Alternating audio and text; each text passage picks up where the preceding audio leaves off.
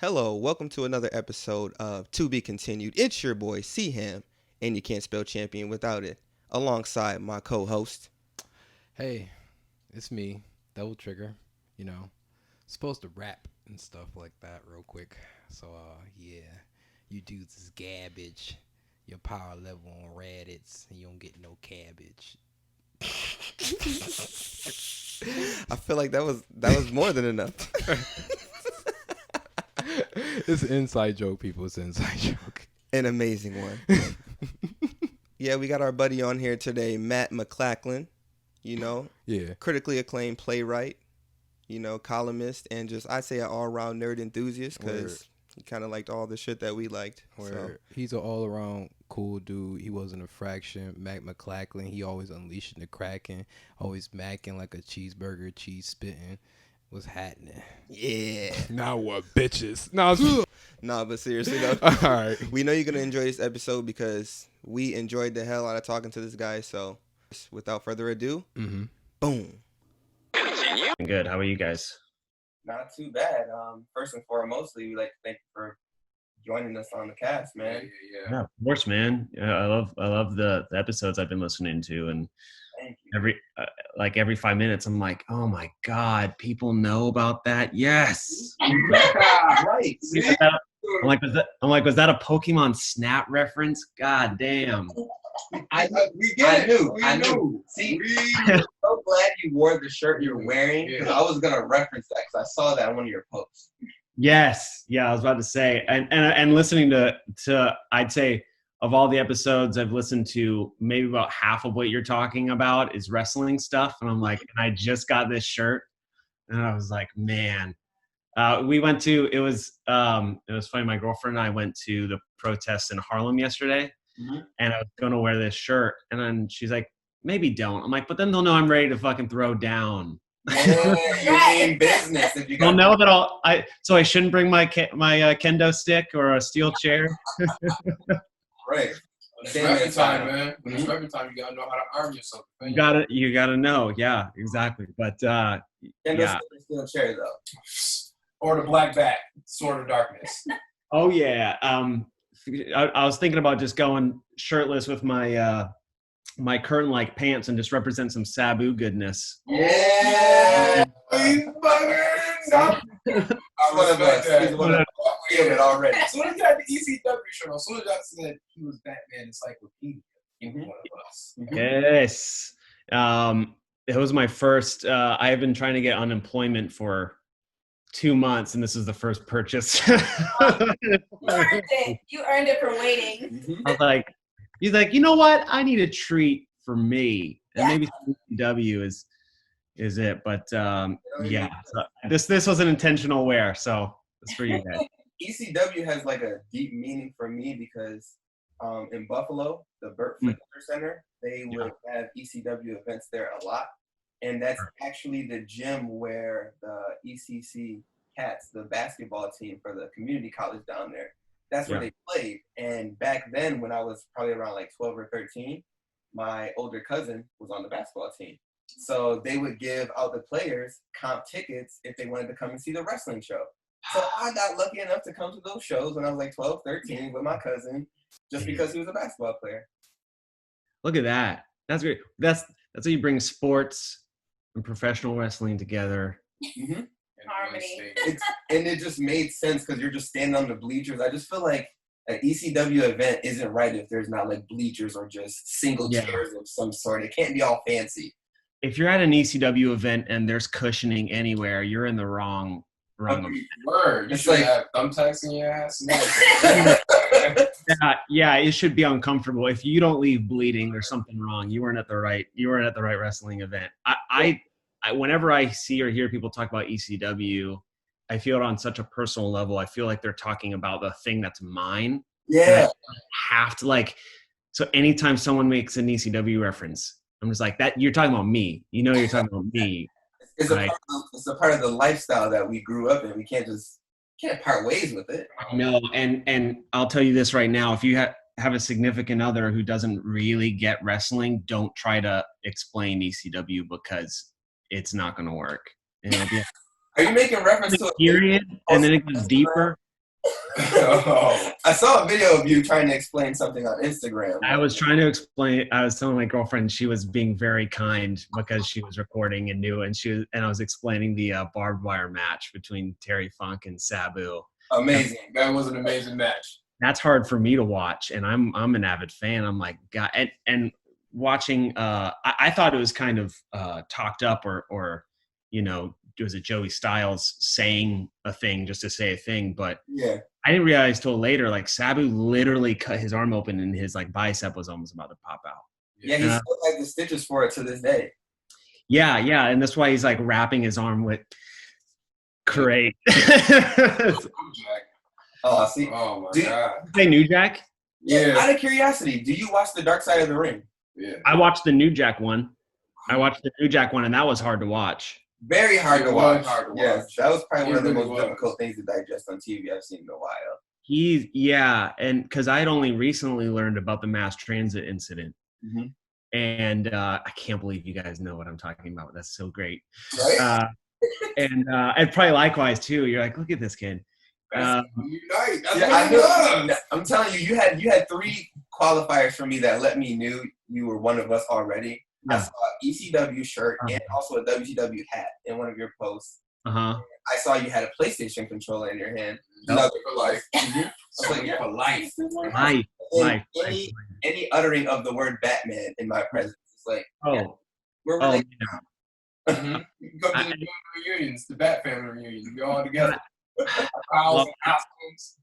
I don't know if you are any of you are like this where people know you as that person, so now you're just the ambassador for those things. Yep. Yeah. Mm-hmm. My family literally, there's literal cousins and aunts and uncles that I have that call me Batman or like refer to something with Batman because of how much it represents in my life. My son's name is Grayson because of Dick Grayson. You bastard. I wanted to do that. I wanted to try to convince I don't know if I'll be able to pull it off, but I have great first names, but I always wanted a middle name, like a Batman reference. It could be like something Grayson or like something like Todd or whatever, something like that. I mean, Jason Todd's my dude. I kind of got extremely lucky because it just so happened to be like, the way we did it was I had a list of names that I liked and she had a list of names that she liked. Right. And we brought them together, and it just so happened that Grayson was on her list too. So I was like, Oh, I don't even have to like play it up. I can just like, what about Grayson? like you played like it was her idea the whole time. I think you got something with Grayson, and then she listened to this recording. And she's like, wait a second. So I was like, yeah. Inside, I was in like, there. You gotta coax it in there, ease it in there. Yeah. So what did she have? What did she just like Grayson? It just happened to be. Yeah, well, fortunately, I'm a little bit lucky because my girlfriend is a nerd too. So she watches wrestling. She goes to the shows with me. She plays video games. But, like, she's not big into Batman like I am. But she just liked the way the name Grayson sounded. So I was just like, okay. Yeah, that's great. Name Goku. Yeah.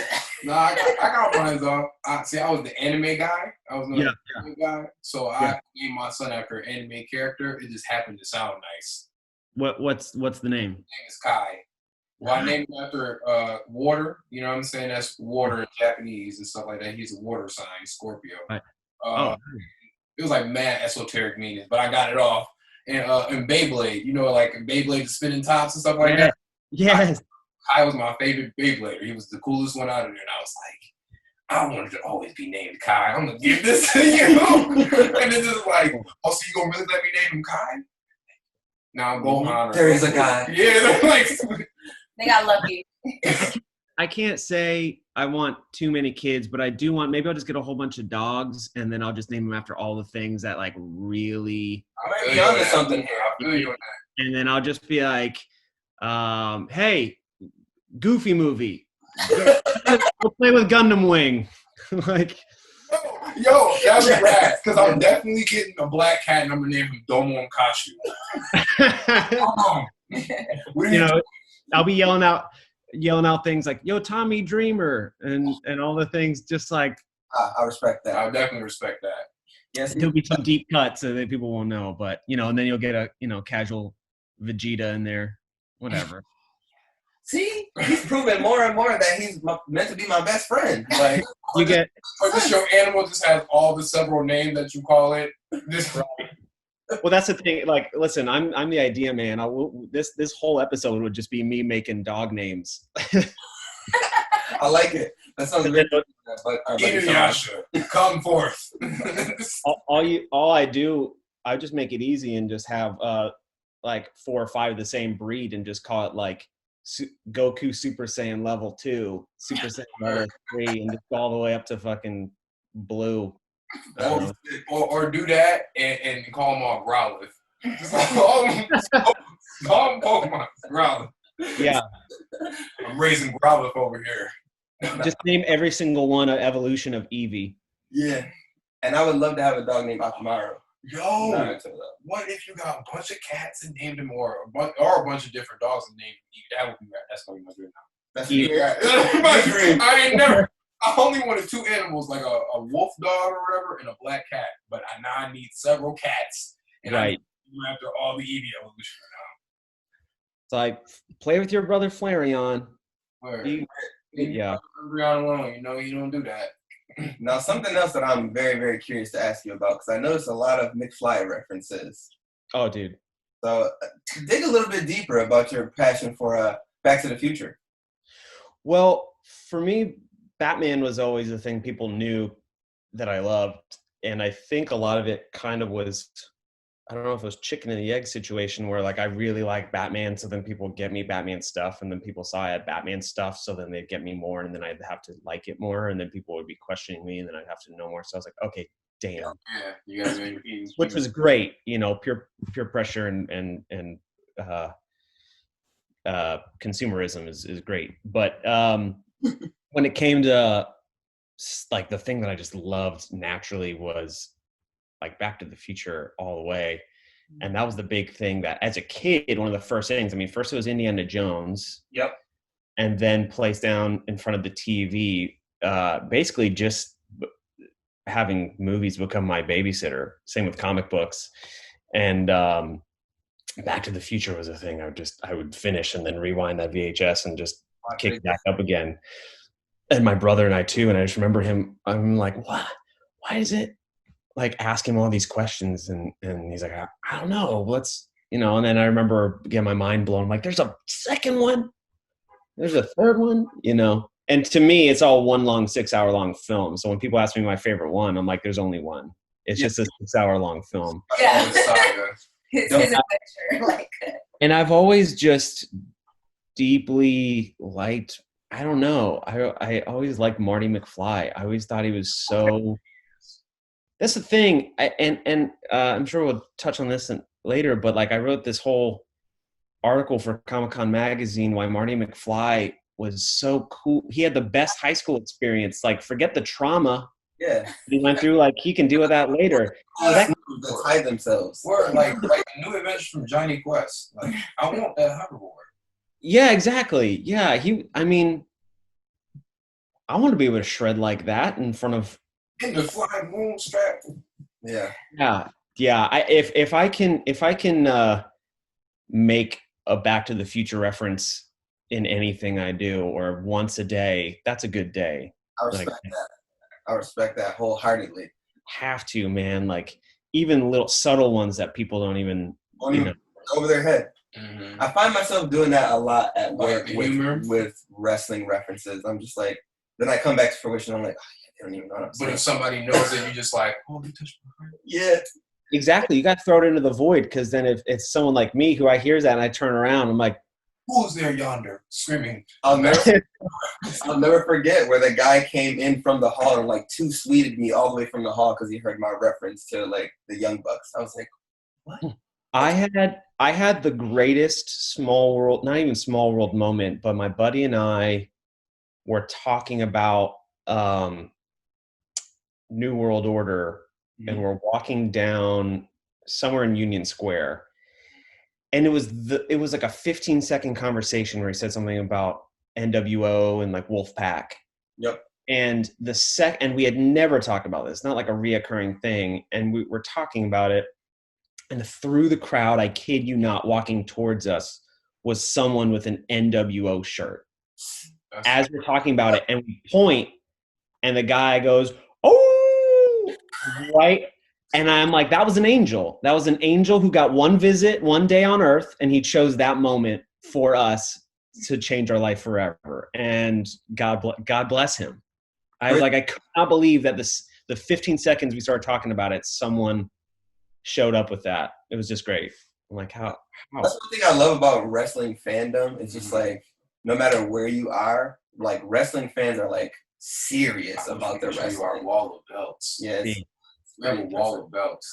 Deep. And I feel like my knowledge is deep, but I don't have, I don't know. I grew up on wanting to look cool and try to be as accepted as possible. So then when I saw that would get me beat up pretty quick. I'm like, oh man, I gotta just be funny. I can't have I used to make belts out of like shoe boxes, like, cause they would fold out. So you'd have the flat part and they would roll out, and then I'd have to like tape it. Crazy. I had a trampoline too. So all my neighborhood kids, we had our own little thing. I'd throw those little shits off there. It was great. We get like mattresses off there. So we'd like power bomb them off the thing. We're like, we threw them out of the ring. It's a mattress, you dummy. You was slipping on the mattress? Yeah, dude. And I had an older brother growing up, so like I always had somebody to wrestle with every day. It was same. And like it was really good because once he started growing out of it, I started to like inherit all of his cool wrestling shit. So like figures and all of his old belts and his games. I was like, no, don't get rid of it. I'll take it. It's like I can still give it to me. Yeah. I inherited so many cool wrestling T-shirts like from him. I still probably have a bunch of them to this day. I will say my brother never got into it deep, but he did introduce me to ECW. I just remember coming in late at night, and he was like always had control of the TV because he could beat me up. And I was like, what are we watching? And we weren't supposed to watch that kind of stuff. And it was go gruesome. And then surprisingly, we could watch it. Our parents knew we were watching it, and then we got taken to an ECW event that was in a barn. It was not filmed. It was a barn. All the main people were there. We saw Sandman. We saw the Dudley Boys, Tommy Dreamer, I think Sabu, Rob Van Dam. It was crazy. And people just brought weapons and they all used them. Like people were like smashing keyboards and like letters were flying off into the crowd and crap. My favorite thing was like whatever was in the crowd was just like, yeah, I'll use it. Man, how irresponsible. It's crazy to think of things like that being on TV during that era. Like there's no way that something like that could happen now. We'll talk of like the watching a little documentary on YouTube or something about them attempting to bring ECW back, and then all of the people like WWE bought ECW, right? And then I know so much about this. This is what I do when I'm just bored. I'm like, I should be writing. I'll just watch an ECW documentary for 2 hours. Same. We do the same thing. Okay. Yeah, so but they try to bring it back, and all the wrestlers started just doing extreme stuff, and the referees just had to disqualify them because they're like, it's not an Extreme Rules match, and all the fans are like, what the hell? You're too accustomed with everything just being no holds barred. Yeah, because they had One Night Stand, after they had canceled it and they went defunct, and then they had One Night Stand where they all the people came back, and Vince McMahon saw that. That was amazing, though. That was great, and they loved it. And then they did another one, and then Shane McMahon convinced them to do it, bring it back as its own film thing. And so then it was like the third tier, RC Cola version of WWE, and then it was bad, not good. I just remember I think the first match was this guy pretending to be a zombie and Sandman just beat him up with the kendo. It wasn't even a match. He literally just beat him up with a kendo stick and then pinned him and just drank a beer. Great. Just think of Sandman's entrance. That would not be allowed in today's landscape of television. It wouldn't. When I posted a picture of me wearing this ECW shirt, I have my buddy who also likes wrestling goes, I was at a convention last year and Sandman poured a whole beer in my mouth. I'm like, I want to be you. You were touched by an angel. Amazing. You just were blessed. Yeah. Like I got to like nudge into Sabu on accident. Like we were just going the same direction. Like this was at Nickel City Con, and I just didn't have time to sit down and get a signature from him because we were about to do an interview. And like I'm going this way, he's going this way, but I'm talking to someone, and then you're just like boom, colliding to each other. I'm like, oh, I'm so sorry. And then I'm like, you're Sabu. You're Sabu. Did he say anything? And I just like fanned out. He was like, oh, it's okay, man. And I'm just like, but like you're Sabu. Like I was just like, this kid with his mouth wide open. He's Yeah. all right, man. He just walks away. Like that was incredible. Throw a chair at me, let Yeah. me catch it, and then spin kick me in the face, you living legend. Immediately, it's just like it was almost like I was waiting for some sort of repercussion so I could have a story. It's just like, hurt me, Sabu, hurt me now. Yeah, beat me up, please. Yeah, it's just I was waiting for something like that. Yeah, dude. Yeah, cons you meet very, very intriguing individuals. It's one of my favorite places to be. I haven't been to a lot, and I'm looking forward to. Like, I got kind of pretentious in the sense that being in New York for 9 years now, and I haven't gone to New York Comic Con yet, and everyone's always baffled. I'm like, at this point, I'm not going to go till I'm asked to be on a panel. And I was like, it's almost a bit of pride, which is so stupid. And then I got hired with this Comic Con magazine, and they're like, yeah, next year we'll have our own panel. I was like, oh snap! Manifestations.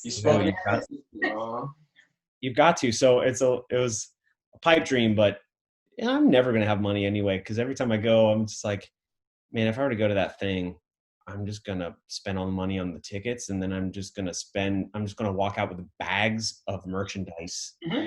That's exactly what happens. All type of See, I've been going to them for so long now that my girlfriend has a specific regimen. So like we aren't allowed to take more than X amount when we go. So it's like once we're out of that, we can't go to the ATM. We can't bring any more money out. It's like, this is it. It's gambling. You're saying she wants me to walk around the entirety of it first before I even like make a purchase. I'm like, because like you always find something you want in the very first booth. As soon as you walk in, it's just like, I want that. I went past my limit when I went to my first con, the anime con or NYC. I went to New York City. Let me tell you, I was like, I only brought a specific. I was saving. I was trying to get my money wired to my card and everything. I was like, I'm only gonna spend this amount of money. Christian had a bag now. He had a Snoopy bag. All type of shit. I just went just crazy. Just all type of plushies, toys, figurines. Yeah, I need it. It's just it's a bad environment for people like us. Yeah. It's just especially like clothes too. Like, I want that shirt. I've never seen that shirt before. Give it to me now.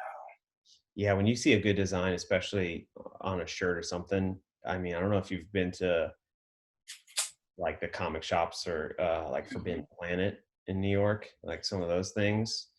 My God, it's the walls are covered in the T-shirts that you say like, hey, do you have that in a small? And they're like, we'll go check. And it's just designs beyond design. It's like, I would love to do that.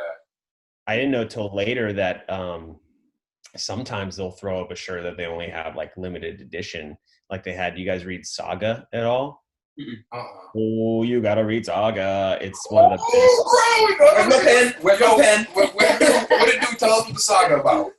Saga, oh my God, I can't even, it's basically, how they describe it is if Star Wars and Lord of the Rings could be a comic and it actually works. And basically these two warring races that has the war has basically taken over the whole galaxy, and these two races, one is like technology and they have like wings, and the other one has horns and they use magic, so it's like wings and horns. You had me at wings. You had me at Star Wars and Lord of the Rings.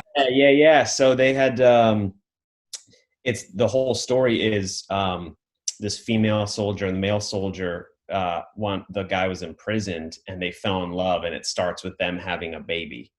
Okay. And that's a big no-no. So both sides are trying to kill him, and they send mercenaries after them, and then they start like finding secrets out about the war and stuff, and it's crazy. And it's things that you're like, what? Okay. Yeah. Like this mercenary has this giant cat who's called Lying Cat, and it just knows when you're lying. So it just I'm on Tundra. I love that. I love that. Yeah. So there's a shirt that had the Lying Cat's face, and it just said lying. And I was like, I'll get that. I'll come back to Forbidden Planet and get that. They had like 40 of them, and now they're worth $1,000. Oh man. Something like that. And so Forbidden Planet, Saga, Lying Cat, take notes. I'll write it down. We'll back next week. One thing you learn about me is I'm a habitual note taker. I have to. The best thing that happened for me creatively was smartphones, just because then I everyone walking around with a pad of paper. I'm like, my handwriting looks like a drunk baby. Like, try to write. I can't do it. So, but chicken scratch. And mine's terrible. And then most of the time, I just like retain most of the information in my head. Sure. Get it. Sure. Yeah. My handwriting is that of a doctor, but the skill is not there. Mm-hmm. 3 dashes and 1 squiggly. Yeah. What were we saying? We're talking about because we're talking about like cons and stuff and going and why that's not a super. Do you think it's because it became so?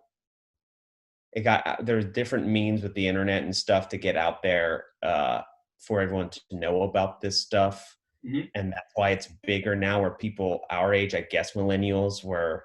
I think it's because we shape and mold the foundation of like the ideas of the future. Yeah.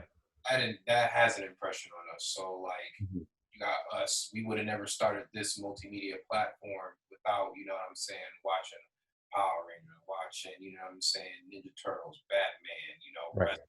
all these things. But at the same time, we're all adults now. We Yeah. have the money. I think it's because we have that power too, because a lot of this stuff wasn't popularized and we were shunned for it. True. Like super shunned. Sure. And Well, is more acceptable now. what I think about too is people still liked it well before, there even multimedia stuff, in the games or, was just comics and maybe a few shows. True. And I always say, like, if you see someone who liked comics probably before you were born, you shake that guy's hand. You salute that son of a bitch because they've liked this thing. He definitely endured some ridicule. Yeah. So I just find it interesting and probably why I like thinking about like why people liked all that. And I know for me, it was, like I said, just kind of sat down in front of a TV. It was my babysitter. And then I look at Batman and I'm like, man, I want to be him. I want to be that guy looking up to that person. And then it's like, I don't have to worry about home. I don't have to worry about anything going around me, school and bullied in life. I can just watch, I can dive into this, it's fantasy. It's the same people probably did with a new version of like Lord of the Rings books and things like that when it came out. It just became stuff you could literally see and read and stuff. So yeah, like what gauges your like it really does engage like what's your individual genius. You know what I'm saying? Like what is your niche? It'll like if you're into this, then it'll pull you in. Some people are attracted to that, and other people are attracted to other things in genius ways. Like you can have somebody that sits in front of something that is a carpenter or a mechanic. They're just as involved or intently intuitive as you would be as knowing the knowledge of this comic book. You know what I'm saying? Or trying to design your own thing. But at the same time, you still have the idea of what attracts you individually to this mindset. I just feel like more creative people, like there were the structured people to lay down a foundation so we could be creative. Right. Freely. I hear that. I also think that there's a lot of openness now to just liking whatever the hell you want. Yeah. And the fact that we have social media, people can just broadcast whatever they love without and worrying about anyone saying anything. Exactly. And I think back then, we just found what clicked in for us as kids, and then we just liked it and try not to get bullied out of it. But now it's like, what's cool is like, don't yuck on anyone's yum, man. Just do your own thing. And I like that this is becoming. Superheroes are every movie's making $1 billion everywhere now. Yeah, they're involved in every source of media you see. They're on commercials. They're on everyone's merchandise. Just imagine, just like my favorite back in the day, just like just as like maybe a teenager, prepubescent teenager, like 13, 14, yeah, my favorite superhero was Batman. You still like superhero, bro? Like, I'm like, yeah. Like, what do you mean? Like, Batman is a fine moral setting. Well, some things are too dark. Yeah, something get a little dark. Something a little too brutal. I shouldn't have picked up on, but it's just like, Batman is a good standard to like who I want to be as a person. Just stand up for the right things. You know what I'm saying? I think a lot of it too is like not even knowing that you're gonna enjoy this kind of thing. Like for me, my dad got me into a lot of that stuff. My dad was a nerd, so like he went to the grave like loving his PlayStation 2. Mm-hmm. He never wanted to upgrade past that because he thinks that's the greatest console of all time. So that was it for him. But like he got me into anime, he got me into kung fu films, he got me into Batman. That was the first time I ever saw Batman, was watching the animated series with my pops. So it's like those things, it was like normal to me. I didn't even realize it was something that people didn't talk about openly until I got into school and things like that. Mm-hmm. It was like something that was always around my landscape of my household. So I just thought it was normal.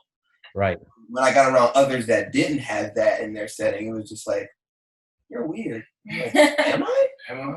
Are you weird? Word. Yeah, it's hard to be thrust out into the world and you're like, here's my norm, and then try to understand that you look back now and see, well, those kids are just insecure or just being assholes. Mm-hmm. But when you made to feel bad about a thing you like, it's a hard thing to try to grasp and understand. Like, but I like it. Well, you can't tell me my thing's dumb. Cool, right? It's okay. That's okay. Now they embrace us. Mm-hmm. Now they look up to us for leadership and guidance. Oh my God, yeah. People are now all of a sudden, Matt, I saw this thing about Batman, you'll love it. I'm like, you used to make fun of me. Brad. Bingo. Still in a hometown with 4 kids. Yeah. Oh my gosh. You're so right. Just making fun. Oh my God. I'm very curious where everything got started for you in your writing career. Like I probably had to be something from a much younger age. Yeah, man. It's like I'm finding new ways or new seeds that were planted that I just realized all grew into one big tree. It feels like, of being a kid that kind of just always wanted attention, but because he wasn't getting it, and then plop down to, like, read this, I was the kid that would just like scream while running around, it's like, give him something to do. God damn it. And TV, film, comics were great for me, and always coming up with stories. And my brother always, for my house, it was Cartoon Network and Comedy Central. Those were the things that were on. And so it was stand-up comedy with my brother, or I'm watching cartoons. So, and those are really good for storytelling in general. Just a quick cartoon of like 12 minutes or a stand-up routine. And then that was as a kid, hearing that and kind of like getting ingrained to me how a story or a joke or something was told, and then trying to be funny. Mm-hmm.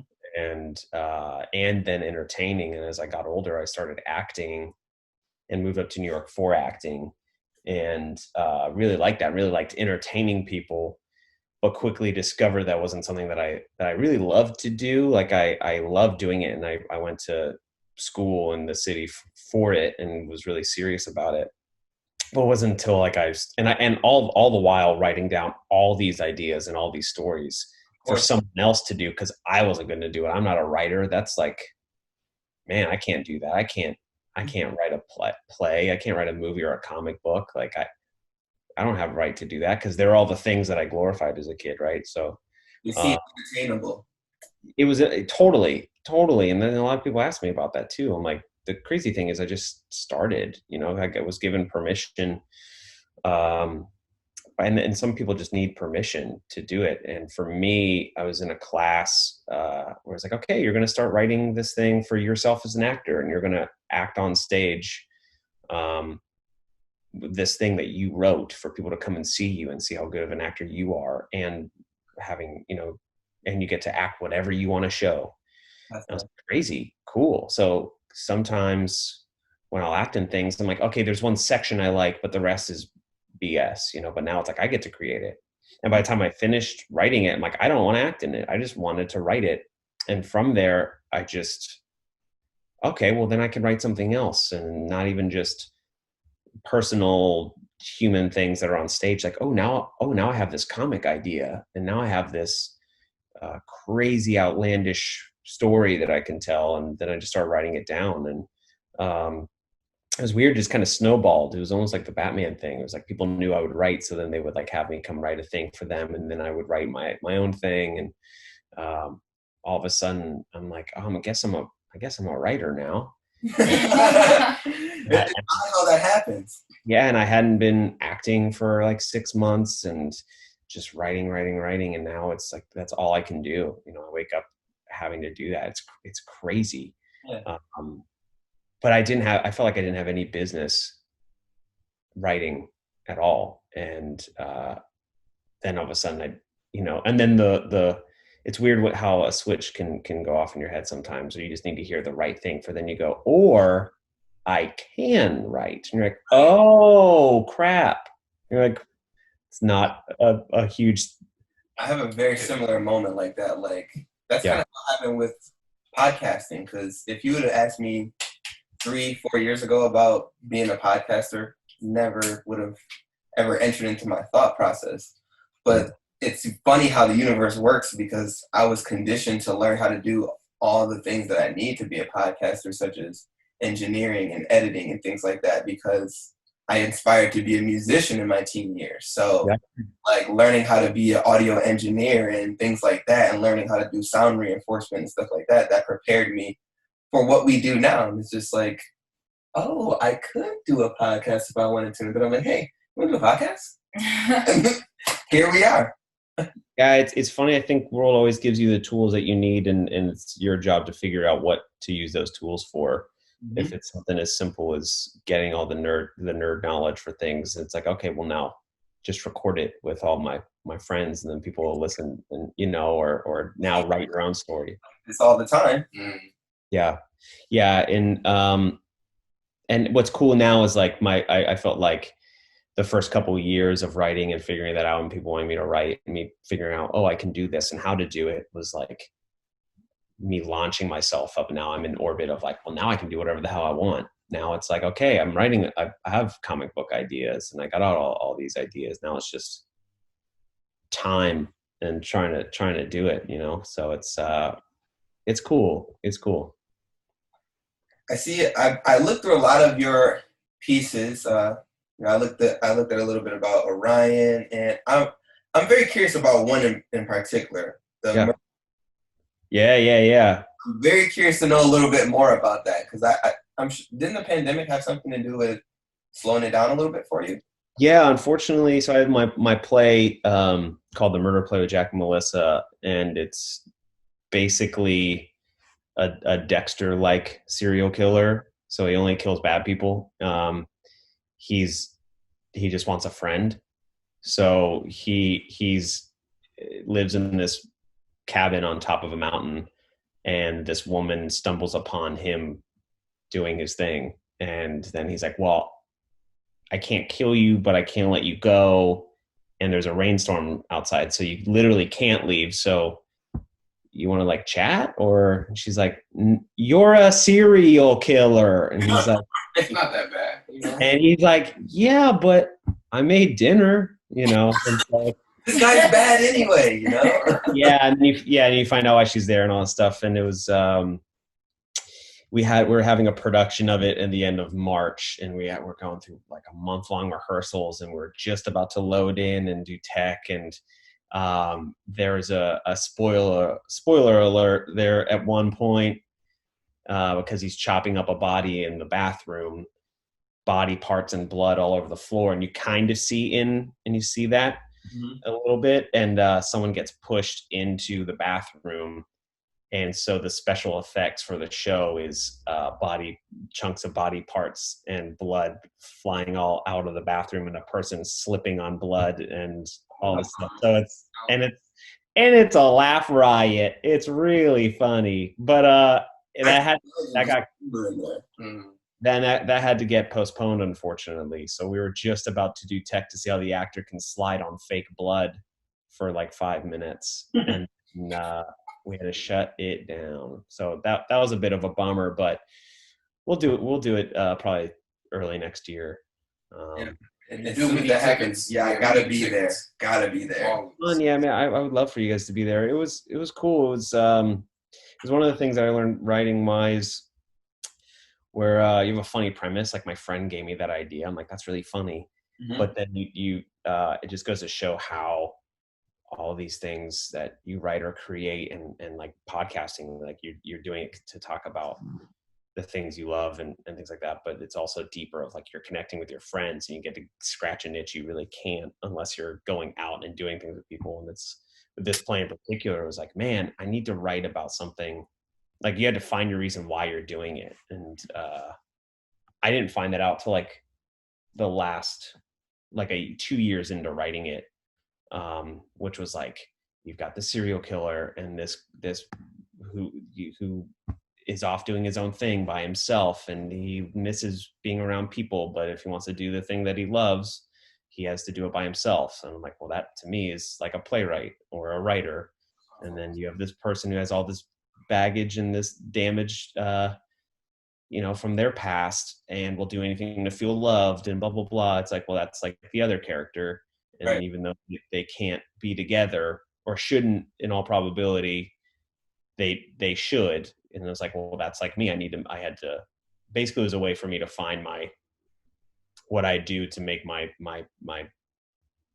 past and personal feelings kind of come together. And it was like, what the hell? That came from just a serial killer premise? Weird, but point of all that is like, you have a reason, whether it's clear or not, you just have to find the reason to do the things you do. So, so it was that piece in particular was really, when it ended, it was like, it was the longest piece took me the longest to write. And then eventually it was like, oh, thank God. I finally got out what I was trying to get out. And now it's allowed me to just write whatever I want and I'm not worried about it because I got to marry those two parts of me. So pretty cool. That's amazing.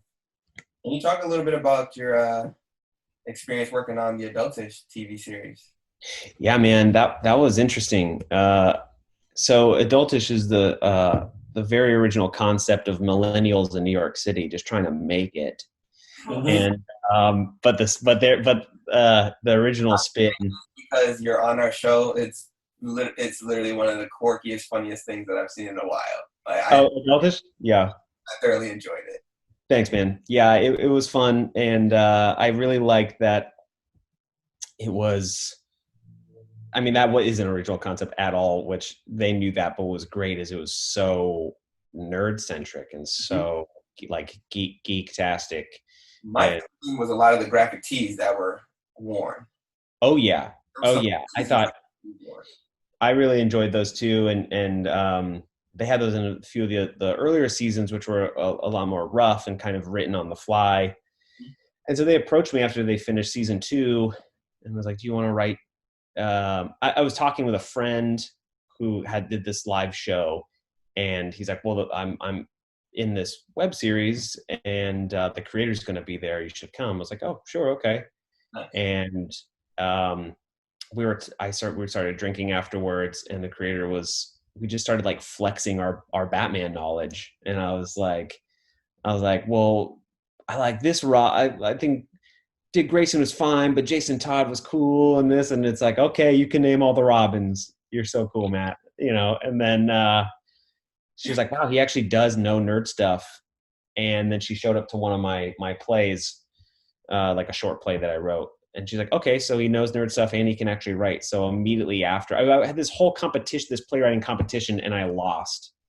And I was really bummed because I thought I was going to win. And then she's like, hey, no biggie, you want to write my web series? And I'm like, sure. Do anything at this point. And so then we just we just sat down and I was like, so I can just take these characters and just write the nerdiest things? And he's like, sure. I'm like, awesome. So did you get to see, I feel like you'd appreciate it. Did you get to see the episode where, which they also had this guy who becomes an intern for his favorite podcast? No, I didn't hear yet. So it was one of the characters where like he, the really, one of the, like the younger annoying characters, just because he's like so into these things. Yep. He then goes back to school, and at the recording studio at his school, they record his favorite nerd geek podcast. Basically you guys. Nice. That's amazing. We should have just like a special episode. Yeah. And so this whole thing is he's trying to do something while they're recording, and then he messes up, and they're trying to talk about like the most messed up female Batman villain and why. And so someone's like, Harley Quinn, no, I think Poison Ivy this, and he's like in awe of these people, and then he drops something like, what about you, intern? What do you think? And he's like, and he panics, and they're like, okay, cool. And then last minute he's like, Barbara Gordon. And they're like, what? I understand the question. And then he explains this whole monologue in detail why Barbara Gordon is more messed up than all of the villains, because she is sane and then puts herself in all this danger. And even after almost dying, she still fights crime. And it's just like a 2-minute long monologue. And then all the podcasters are like, why don't you sit down? It's like, we need you. We need you in the call over here. I remember them doing a table read, and they're like, that's so good. I'm like, yes, bring my nerd knowledge. But it was a lot of fun, and it was the first time I had ever written something and I would get to like be on set, and I was like, man, do you guys need help? I'll go get snacks. Do you guys need anything? Like, no, just watch. Like, no, we gotta have you on when we do one of our brackets. One thing that was a big draw for us as we started as podcasters, we first originated as a live broadcast on Facebook. And what we would do is we'd take like March Madness style brackets, and we'd place like villains on one side and heroes on the other side. Or my favorite one that we did was, I enjoyed Spider-Man villains versus Batman villains. And I got to choose the Batman villains, and then another counterpart got to choose all of the Spider-Man villains. And then we talked about why we thought each would win in each matchup, and then we posted on Facebook and let everybody vote. Ultimately, the Batman villains ended up winning, but was it like bracketed down to where it was like one villain versus another villain? Mm-hmm. Who was the ultimate winner? The ultimate winner, I believe, was all Batman villains. I think it was. I don't even think that remains to be seen right now. I can't remember. Mad Hatter. Mad Hatter got out in like the first round. Yeah, of course. That's a joke. He's terrible. It was Mr. Pig or some shit. No, it was a newer villain. What's the one from? It has like the big giant eye. Brother Eye? Was it Brother Eye? I don't know that. Eye? What you mean? And he's a shapeshifter. He's like from the more recent ones. A shape? You mean? Hold on. What? Yeah. What are you reading? Okay, no. If that's the case, then it's Mr. Bloom. Oh, okay. Yeah, Mr. Bloom. I know who he was talking about. Okay, Mr. I was Bloom. like, who is he talking about? Mr. Bloom got his stuff wrapped up, and he has like tentacles. Yeah, he is pretty wild. I was like, oh, it was funny because when we did it, really no one knew who Mr. Bloom was. He's still a mystery. So like I had to like go to bat for him and like let everybody know what kind of powers and everything he had. And they were like, what? There's a Batman villain that? Yeah. He's not seen a lot because he came in the arc where Gordon is Batman and he has the mech bat suit. So that's when he's a prominent villain. Oh, I forgot about that. Gordon was Batman. Gordon was Batman. He had the mech bat suit. He fights Mr. Bloom like 4 times. Mr. Bloom is insane. He has power like a symbiote, like Nemesis or Venom. and he can move his body in just crazy ways. And he's a mastermind too. He's a genius level mastermind. Yeah, he's creepy looking. Dude, at the beginning when we first started talking about it, no one knew who he was. They're like, "Oh, who is this guy?" And then as the podcast started progressing, they're like, "Wait a minute, this guy is pretty savage." He's pretty OP. He's smart Slender Man. Pretty much. Essentially, yeah. Or his counterpart in which is on Spider-Man side is this one dude. He's just like him. And he uses centipedes or something. I think he is called Centipede, and he's like just as like enigmatic and mysterious. He only appears in certain episodes, and you don't know nothing about him, and you couldn't even stop him. I think it ended up being Mr. Bloom and Carnage was the last two. Right. I think that was the last Carnage two. is a fine adversary at that. His symbiote is more blood. I wish I had the ability to like simulate it in like graphic form. That would have been crazy. Not on no screw attack though. Screw attack messed up so many things, whatever you want to call it, death battle match or whatever. Get that Yeah, but Mr. Bloom, read that series of the comics when he's around. It's crazy. That's scary. He's scary looking. He is. My background right now. I get it. Yeah, that's why I was like, oh man. I like characters like him. Well, speaking of which, what's your favorite like Batman comic series? Like, what is like your era?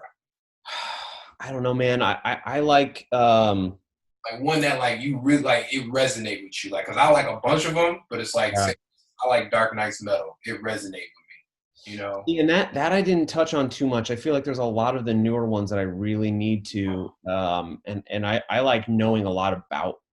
I'll be honest. I like knowing a lot about Batman and some of the comics. I didn't have access to, and I really don't like reading comics online. I want to hold the comics. You know, I feel like I'll take one of my unemployment checks after saving, and I'll just buy so much if I can. But I think for me, the things that with really good storytelling and is Long Halloween for sure. That's a good one. That is Long Halloween for sure. 3 Cheers.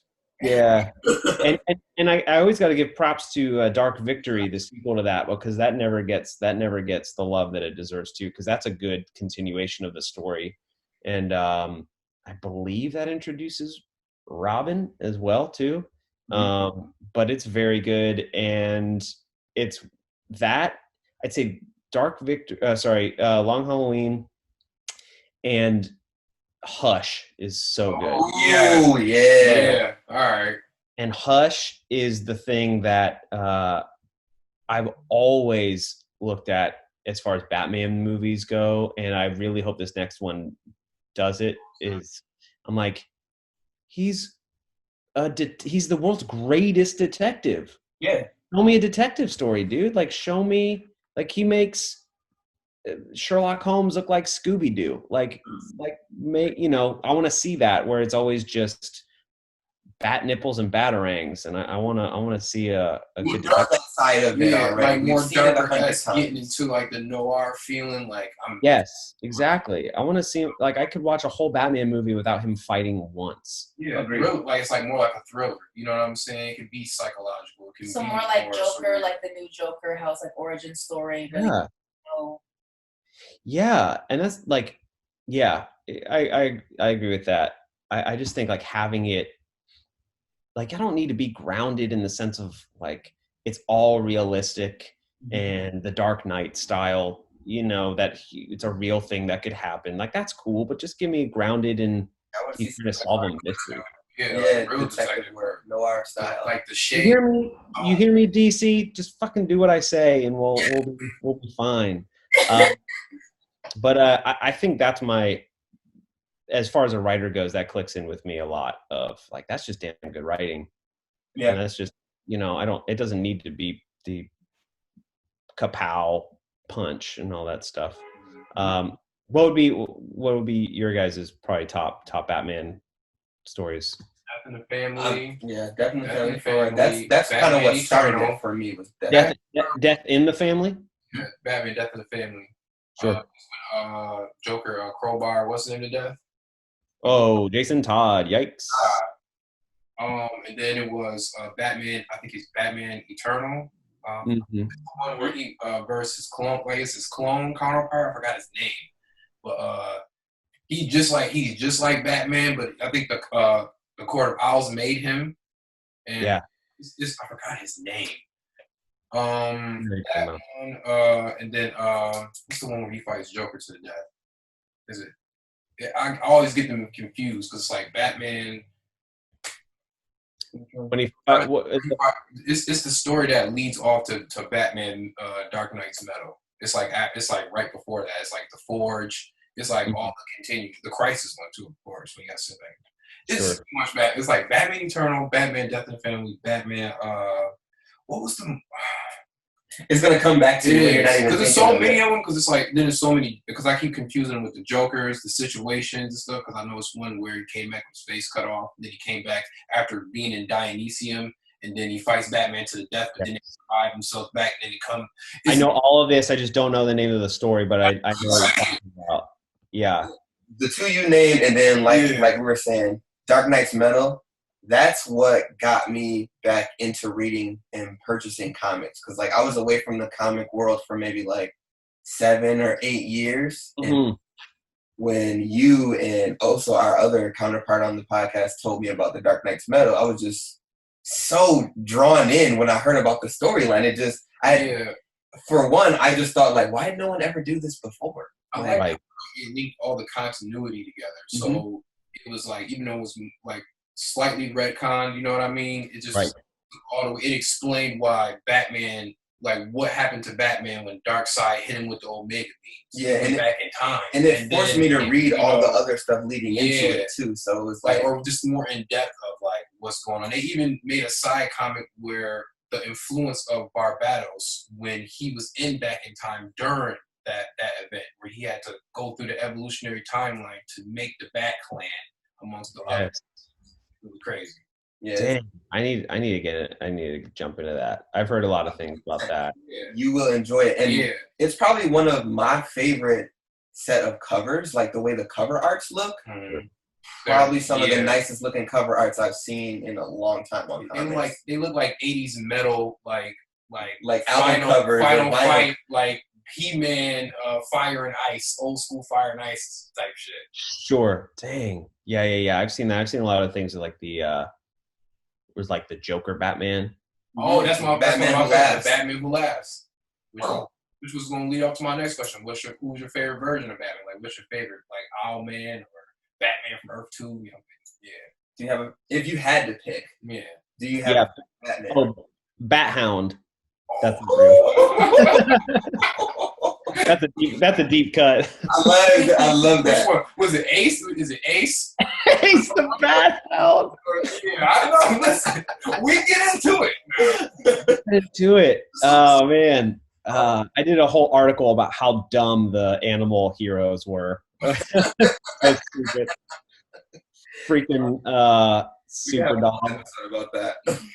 You know, I'm not going to, there's one, Dexter the Cat, for Lanterns. He's actually pretty boss. Yeah, he is. That's the one, when I was doing research on it, that I liked him a lot. Then was it like Zeppo, the super monkey? And then there's like basically any animal, just throw a damn red cape on it, they did it. And then there was Brody 2, which was, he looked like a mound of mashed potatoes, and he was a photographer. I don't know. I hate this.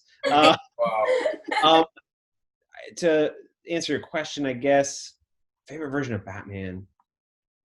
Let me think about that. I gotta be honest, man. From what I'm seeing right now, the Robert Pattinson Batman right now is looking fire. Oh yeah, I do. I like it. It's like a year one-esque type. It is, and they're putting Court of Owls armor on his arms. Like, look at that. You see like the Court of Owls, how they look like blades that can shoot out. He has that on his arms. Like they're I like that a lot. I actually kind of like Dick Grayson as Batman too. But he was a good iteration of Batman. He was good. He was really good. I like that there was like two Batmen at one point. You know, they're going around fighting. Like, that's so yeah, dude, Batman Incorporated outsourced that. Mm-hmm. That was cool. Mm-hmm. I'll probably have a better answer the second we hang up, but I think anytime, you know what, this is a really obscure answer, but there's this one novel that this guy wrote. I don't remember what it's called. I'll just send you the link, but this guy wrote this novel about Batman, and he was like a child psychologist, this guy who wrote it. And his author photo was him with a big patch over his eye, looking like a Bond villain. And he I don't know if that was a joke or not, but he wrote this book about Batman shutting down this like kiddie porn empire in Gotham. And it is the most like Incredible.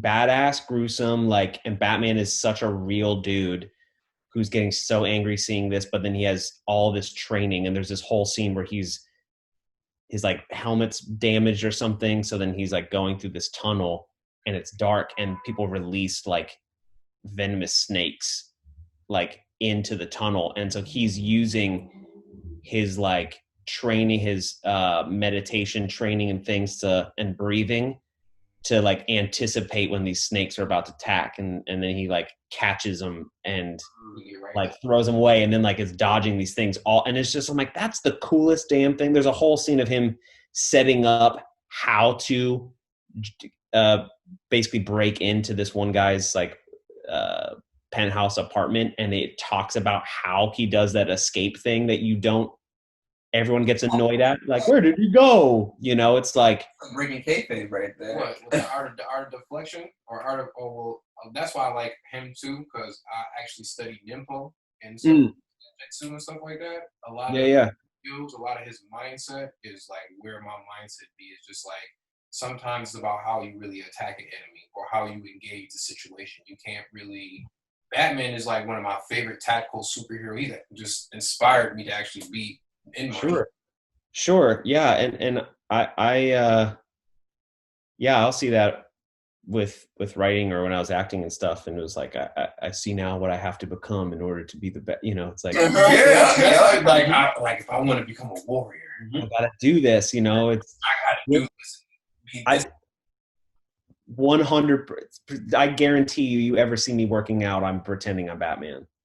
That's all I'm doing. I want to be able to, Start me. Start me. His aren't hockey pants. Right, that's my favorite scene. I'm not wearing hockey pants. That's so dumb and so good. So that's a freaking random ass thing, but I just like showing Batman as a dude who has, for better or for worse, spent his whole life doing this, and like the second he sees someone about to turn, he moves, and then he's already anticipated the best exit before he even gets in there. So then all he has to do is like swiftly move his body, or even jump out the window. And so then by the time they even know he's gone, he's like 3 blocks away. You know, it's like things like that. I'm like, that's so interesting. I want to be in his head. I don't want to. Yeah, I don't know. I like that. I would love a full-length film from that perspective, like that. You know what I've always wanted to do? I've always wanted to write a whole series, 75 issues to 100 issues at most, of showing Bruce Wayne becoming Batman. So basically, like, it's him. It starts with him leaving Gotham, and then it might end with him finally suiting up as full, getting everything. You know, like, because everyone's like, he's just a dude with money. I'm like, you don't see Bill Gates freaking jumping from building to building. I'm like, you kidding me? Bill Gates, I would be out here being Batman. It's me. You know, he knows.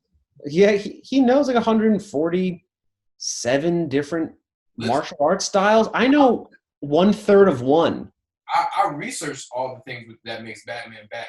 Like he has advanced technology and wire building skills. Puzzle solving skills, hyper detective skills, where he associates things with colors and anything that, like, I would research him. I researched all his mostly all his main martial arts tactics and stuff like that, and then like like who he's trained under and what examples, like with Mushin. Mushin is like the anticipation of Sure. energy and being in nothingness, but at the same time being ready for everything because you are nothing. It's just like it's like I was like, how can I be like Batman, like a warrior, and just like disguise it? That's like my thing. Like I like to. This is like a civilian persona, but my real self is Batman. Yeah. I think the first step is be emotionally and mentally broken. So you already off the bat, not going to work out for you, I don't think. But I mean, I wrote a whole thing about that too, of like Batman's just he's just a broken dude. I feel like I gotta be Batman because there'd be so many things. I'll be like, even when we do this podcast, this whole like everybody had the little podcast. I'd be like, yeah, and I want to do fun stuff, but I want to save the world, and I will take any opportunity. Yeah, like if any opportunity to spread my influence, because I mean, tactical. More tactics is involved with changing the way the world is. Sometimes you might have to be the Dark Knight, come through and blacken. But then other times you might have to be like, all right, we gonna do this and spread this information right here where it needs. Yeah, exactly. And that's so smart. And I feel a lot of times he is so much like that, and I try to embody that too. But I think Batman can be portrayed as sometimes he's just like punched and knocked down. I'm like, man, he would have seen that 17 different ways. He wouldn't know how to do that. And I do feel part of me gets a little pessimistic when I'm like, he is so smart. I'm pretty sure he could have solved crime by now. I'm a little bummed. I'm like, he's so broken, he might need to fight crime forever. And that's why crime's still happening. Because, man, Bruce Wayne, you're the smartest guy on the freaking planet. And you can punch the right people in 2 days and get crime rate down 50%. And here you are, jonesing on your medicine of punching people in the teeth. A little bit of a pessimistic way to end this. I need this to survive. Yo, that's mad. That's a toxic relationship. Very toxic. Yeah. He's in a toxic relationship with vengeance. Yeah, truly. Like the episode, I think. Oh man.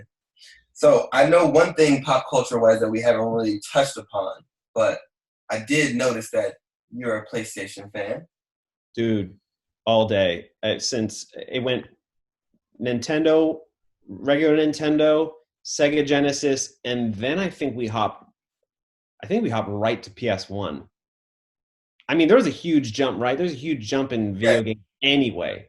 It's pretty much the same progression for me. Just throw the N64 in there somewhere. I did. Yeah, I was never the person who had a lot of the games, but I was the guy who would be at your house all the time. And I would, but I would games because I had an older brother, so like if I got Super Nintendo, he got Sega. So like we always had the opportunity to have the opposing systems in the house. Dang, I think we had the same system for the opposite reason, was so that my brother and I would get along. Makes sense. But then that would mean we would play each other and then fight. So that didn't, if I beat him in anything, God forbid, I always remember, God forbid I beat him in NFL Blitz 2000. Yes. That mother F just be punching walls. My brother's the same way with any of the wrestling games for 64, like No Mercy or anything like that. Yeah. Immediately throwing you to the ground when you lose this. Yeah, it's like at what cost you're gonna win, but you're really gonna lose. Yeah, it's like I'll just let him beat me. I'm glad I didn't have that experience because I had like a best friend and he was like he's really good at fighting games. He actually like trained me to be really good at fighting games. Yeah, but when I finally beat him, he was more excited that I beat him. Like, yeah, now you get to be worthy of me beating your head in some more. And I'm like, okay. No, big brothers don't share that same sentiment. They're just like, I want to win. That's it. That's a personal attack. I came before you. I have learned, and I had to be the one with the machete cutting the brush for you. Right. And for you to get ahead. Hell no, you do not get to do that. I've gained considerably more XP than you have. So Because the day my little sister beat me in a fighting game I got trained in, oh no, we gonna put on the boxing gloves. You know what?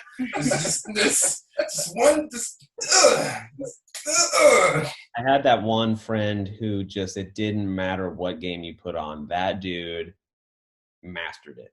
He just knew how to do it immediately. He could take the plastic off the thing, and we all played it for the first time ever, and he just knew how to do it.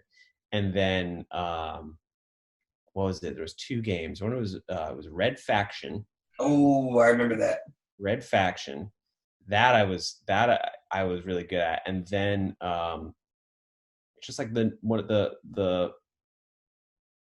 Mortal Kombat that came out for PS3, like the newer ones when they restarted the whole. Yeah. Oh, okay. I was saying gold or 4, but then that's go ahead. Yeah, but it was like he could still whoop my ass during all those things. But you give me Scorpion, done. You couldn't touch me. But then everything, I was like, why are you getting mad? Every game we ever picked up since we were teenagers, you have ruined my day. And now I beat you with Scorpion once. Like, relax. Victory. Just like, Yeah. no, you're not worthy. Ah!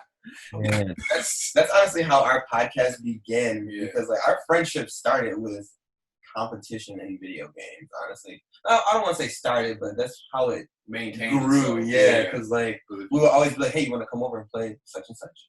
Yeah, I want to come over and play. Yeah. It'd be hours and hours and hours of that for years and years and years, and here we are now. Listen, I haven't really jumped into online stuff that much because I am holding out for the day when we all just have to be in the same room again, and we have to, like, if PS5 was smart, they would bring us all together and they would have no online content. They would just have the ability to plug in 4 to 8 controllers, and then everyone has to be sharing the same 32-inch TV to see their little box of what their character is doing. I love that. And like shoot it, then you're like, don't look at my screen, man. Don't look at my screen. It's over there. Yo, that's not even a thing anymore. Like, yo, look at your own screen. Don't look at mine. That's not even a thing. Bringing on couch co-op back. Like doing a dirty move, having the risk of getting literally punched in the arm for sniping, for camping. Now you can't do anything. Now it's like, man, I miss that. Like those memes where it's they're playing Halo and they have like the cardboard to split the screens. I know where you're going. You're going to get the shotgun. Come on, dude. Why you always playing, man? Yeah. God, gone are the days, huh? Yep. Now it's just connect. I mean, I'm always on the fence with this because yes, I do love on the couch co-op, and I talk trash all the time about online playing.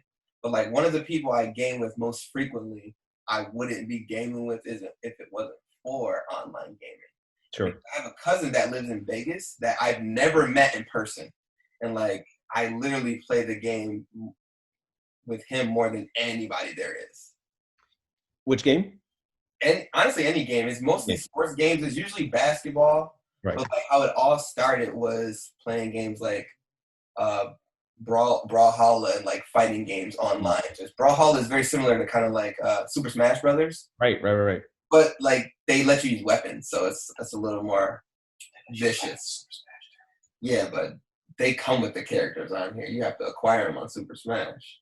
So it's like you gotta do a flip and do a couple punch. You gotta open up the right pill bottle or some crap. Yeah, see, like when Brawlhalla, everyone has 2 weapons, so it's just like you just gotta pick it up. So it's like I like playing games like that where we would always compete with one another, but like, it was friendly. It wasn't like I hate you after I beat you kind of thing. It was just like, oh, I'm gonna get you next time, like trying to sharpen each other, make each other better, kind of thing. Yeah, and that stuff's fun. You have your friend, like it's like my true rival. Yeah, and that's what I have with my friend too. It was like, one day I will beat you. One day. So then when I finally beat him in Mortal Kombat, I was like, here's a samurai sword. Do you know what to do? Shove it through your stomach, and you know what to do. I have beaten you. It's now you know. Get on your knees, present your neck. It's time. Get rid of that thing. I'm telling myself. Oh man. Hurry! Nothing beats being in a room with your friends and destroying them at a game and watching them just like go over 9,000. Mm-hmm. You know, just like about to just turn Super Saiyan on your ass because you beat you both had one more kill to get and then you beat them. Mm-hmm. I feel like that's me and you playing wrestling games. Oh yeah. Sometimes it gets a little hectic when we're playing wrestling games against each other. Yeah. I don't think I've played a wrestling game on a console beyond PS2. And that's pretty much like where all the good. That's the era where all the good wrestling games live. Honestly, if we bring it back full circle, I remember feeling so seen when ECW had video game come out. Yeah. Did you play that? Yeah, it's terrible. I own it. I'm a little ashamed. I don't know. Eye of the beholder, I guess, but you could throw the person into lava. So I don't know. It's You like can throw them in the lava? yeah, oh yeah. What? Yeah, you can do some crazy stuff. That's funny. I have a couple of ECW titles. I have one for Dreamcast, and then I have ECW Hardcore Revolution for N64. Because it's just Rob Van Dam is my guy. Rob Van Dam will be my guy until I die. He's gonna be in my top 5 forever. So any game with him in it, I'm on it. Like that's it. I posted this picture. I thought I was the coolest kid on the planet 2 weeks ago, and I posted my picture of me wearing the CCW shirt, and Tommy Dreamer's girlfriend commented on it. And so it wasn't even him. It was just his girlfriend. I was like, yes, look how cool I am. That's a victory right there. Mm-hmm. That's a victory in my book. That's a super victory. There are very few celebrities that I give a damn about, but when I bump into, you must have felt that when you saw Sabu. Sabu was my guy too, but seeing them, I was like, you, sir, you are it. As a kid. That's how I would feel about the Undertaker if I ever seen him. Like, oh my God. No, if I ever saw the Undertaker in person, I would literally go into tears like right away. You have to choke slam me through a table. I was just gonna say that. Please just. I'm prepared. I've practiced. I've choke slammed others. I feel like it's time. I have done it to siblings, and it is time for you to do it all this time. Just for this moment. Just for this. I know how to lay flat through the table. Like climb on top of a car, like tombstone me on top of this. Yes. Oh man. Tombstone me on the hood of this car. I would gladly accept that from the Undertaker. Mm-hmm. Or a stunner from Austin. Steve Austin? Yeah. You have to kick me. You got to ragdoll around. Yeah, like, you got to. And your body's made of rubber. Yeah. Yeah, you have to look like you just got dumped out of the fishnet from the ocean, and then you're just like, like. Also, it's funny. You go back and watch ECW. You see them do that after the most extreme stuff, and you're like, you didn't have to do that. You just got thrown through a table on fire, my dude. You didn't have to flop. We understand the pain you felt. We knew if you was just sitting there. If you didn't move, we would just go, yeah, yup. In the corner, I think he did, y'all. He hurt. He either hurt or he did. What's funny is now that I'm like following Tommy Dreamer, and that's like a new development. I don't know why I didn't. Because it was so out of reach in my brain. So then I was like, oh my God, he's on Instagram, and so you'll post videos, and you'll be like, yep, broke my septum, or broke this bone, sternum during this thing, and it just looks like a regular. Oh, they did that every night. Yeah, it's just normal to them. Yeah. And to me too, I'm like, oh yeah, he got thrown through a table. He's like, yeah, no, broke my tailbone on that. I'm like, oh, yikes. I knew I was going to be a wrestler when I grew up. I was like, can I watch the video of it? Do you have video? Is there footage? Yeah, exactly. Man. Oh man. Let's see. I have one last tidbit. Okay. That I wrote in my notes. I see you like to slap a little of the bass. Dude, bass. My jam. Slapping the bass. You ever seen The Lovely Man, that movie? Yeah. I love that. But whenever I see somebody playing bass, I immediately think of slapping the bass. So you were doing music first? That's what you wanted to do? Music is in my family. Like my mom is a singer, so like when I was like 3 or 4 years old, I started singing in like the church choir. So I've been involved with music all throughout pretty much my entirety of my life until now. And like I still do it. It's one of those things that music never goes away from you. Like no matter what age you are, what you're doing, it's just like something that's gonna pop up on the side here and there always. Yeah, absolutely. Well, it's always, it's, you know, you're right. It's never going to go away. You know, you hear a song that from your kid or something, it will either, it could be a time machine or it could be, you know, a creative outlet. I've had whole plays and things come from just listening to a song and I get an image in my head, you know, or hearing a certain badass orchestra thing and I'm like, ooh, that's a comic scene. You know, it's like I pretty much identify everything with sound too. So it's like when I hear a jingle or I hear like a sound effect, I'm like, oh, that's from Sonic or whatever the case may be. Like that's just how I equate everything in my brain. It just is sonically.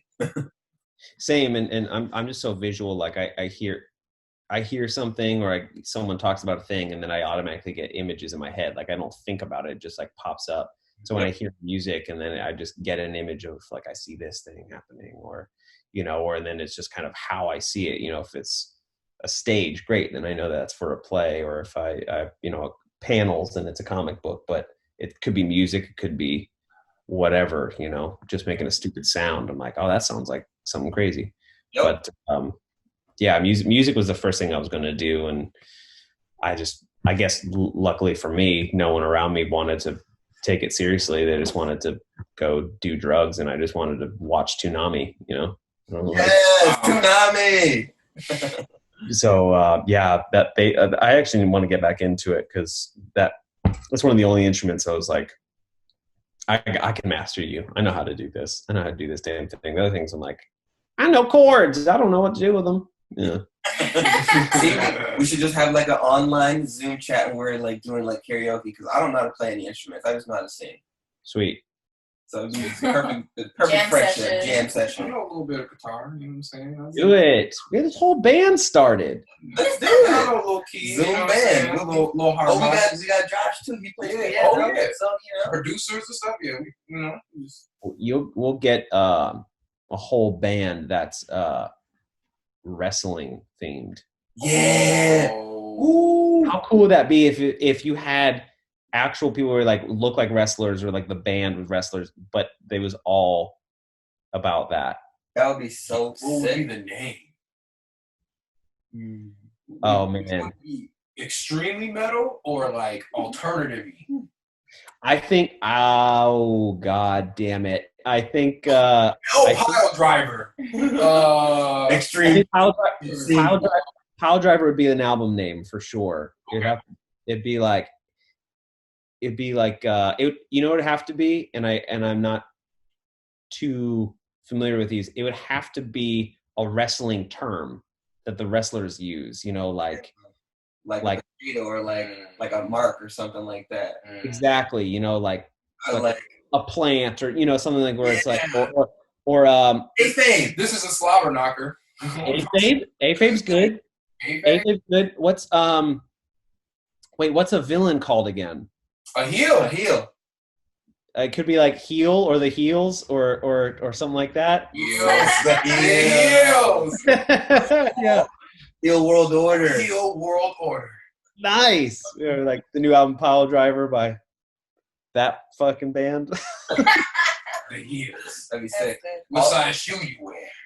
We'd have to have like all of our imagery be like plays or parodies on like old wrestling posters or like WrestleMania images and stuff like that, but it'd just be yes.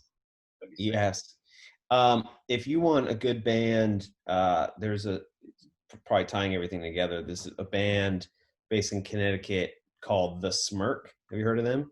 Mm. The Smirk, SMYRK, The Smirk. And there's a song called, and it's one of the coolest songs that I get chills listening to it. It's called, I think the Death of Jason Todd. Okay. And all they do is they sing about pop culture things. So they have a song from as like the perspective of like Tyler Durden from Fight Club, the death of Jason Todd. It's my favorite movie. Yeah.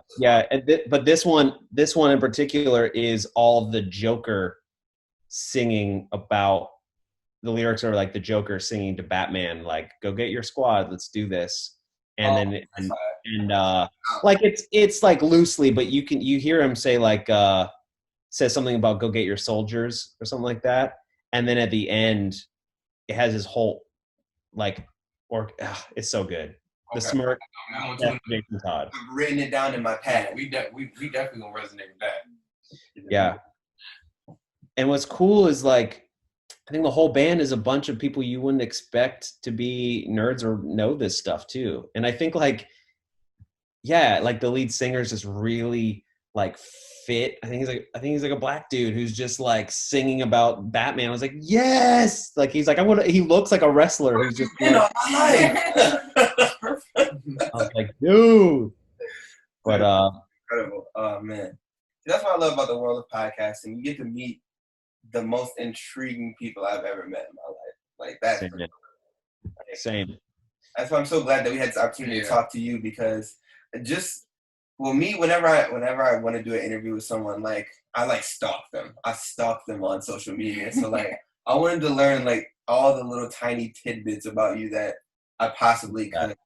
I love that. I was waiting. After the bass question, I was waiting for like, I see you like broccoli. Like, what? My broccoli. I see you got B's in high school. Like, you go deep, you going, champ. Yeah, dude, like, I'm bad like that. I'm a researcher. I just can't. Yeah. I see you sleep on your left side a lot. Wait. You prefer that? Are you more of a back sleeper or a side? Yeah. My girl tells me that all the time. She's like, "Why do you have so much detail?" I'm like, "I don't know. It's just, I just want to know it." So tell me about why your credit score is so bad. What's going on with that? Yeah, what's going on with that?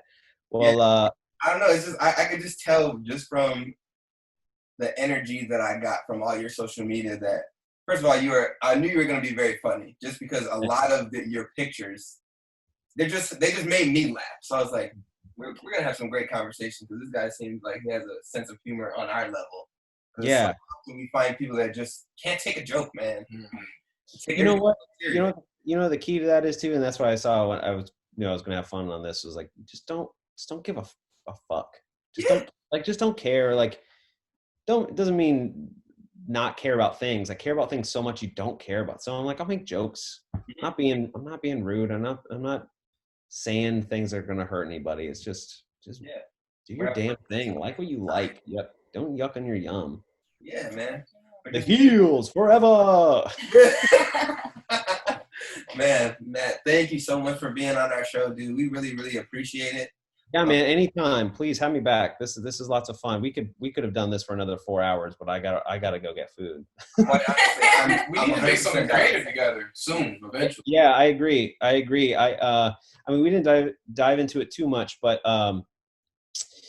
this Comic-Con magazine I'm doing, we've been really, we're actually, he called me during all this, and I've been waiting for his call for a freaking week. He's a pain in the ass, the guy who runs this, but he's great. But he's trying to get all this thing started, and the first issues was just about to be put in comic shops for free. But then all this stuff went down. But he's trying to get writers and more creatives, and he originally has Comic-Con radio, so it's mostly podcast stuff. So I think it'd be smart for you guys to talk to him and see what, as things get bigger and go on to do that, and especially, if I may say so, like representation of people. Like, it needs a hell of a lot more people than people like me going like, well, I like Batman. Like, yeah, no shit, dude. Right. Got it. Yeah, but I'll talk to him and stuff, because I think he's got a good thing going, and he's really connected with all things Comic-Con anyway, and it'll be a big deal in next coming months and in a year. So I think or even being on guests on his show, or a crossover and stuff. But have me back whenever you guys want, man. This is fun. Let's create something. Let's do something. This is fun. I could talk about wrestling, Batman. I could have just my own podcast about all the things we talked about. Well, we're going to make sure we have you on a couple more times, too, because we have a bunch of podcasts within our network. Dude, So there's plenty of stuff that we'll have subject matter to talk about, I'm certain. I love that. And Dolores, stop being so talkative. And I just had a lot to say. I know you did. I saw it in your eyes. I saw it in your head, man. I will say, this is not my world. I'm just happy that I could bring my two worlds together. Yeah. But I mean, one day we'll talk about all stuff writing.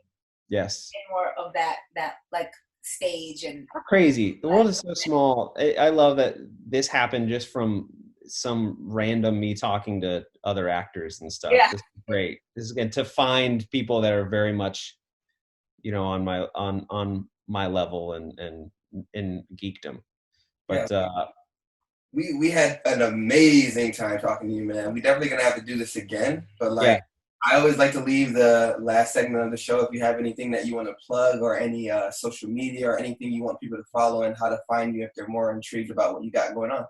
Absolutely. So best for knowing what's going on with me is my Instagram, I guess, which is 19 Marty McFly 85. And rolling deep. And I've got some plays on Amazon that I published myself that are doing really well, which is awesome. So one's Orion, it's a full-length play, and then there's a collection of one-acts and monologues that are just random and funny and great. And that's called A Collection of One-Acts and Other Things You May or May Not Enjoy. And what else, man? I got a lot of stuff. Comic-Con magazine, where we're going to officially launch. I think we have the digital first issue on my Instagram. So you can look under the link and click that, read the whole thing. I've got like 7 articles in there. I interview the guy who created Toys That Made Us on Netflix. Yeah, I interview that guy. And it's great, man. Yeah, so check it out if you can. There's going to be a lot more with the website and things launched. Just COVID just really kicked it in the nuts. But that's basically it, man. Please, if there's any way that we can help you out using our platform, such as our website or any of our social medias, if you have events coming up or any information you want us to give fans for you, we'll definitely do that. Absolutely. Also, you know, Instagram and MatthewMcLachlan.com. That's it. Good. Well, guys, thank you so much. I really, really appreciate it. Dolores, you're awesome. I would love to chat soon, but I'm going to go. I think my girlfriend just made funfetti cake, so I'm about to go eat that. Enjoy. I can't blame you, man. No reason other than we can, and it's time to eat. Yep. Go ahead. Eat vicariously for us as well. Thank you so much. Of course. Thank you so much. And seriously, let's do this again. For sure. Thanks, man. Yeah. See ya.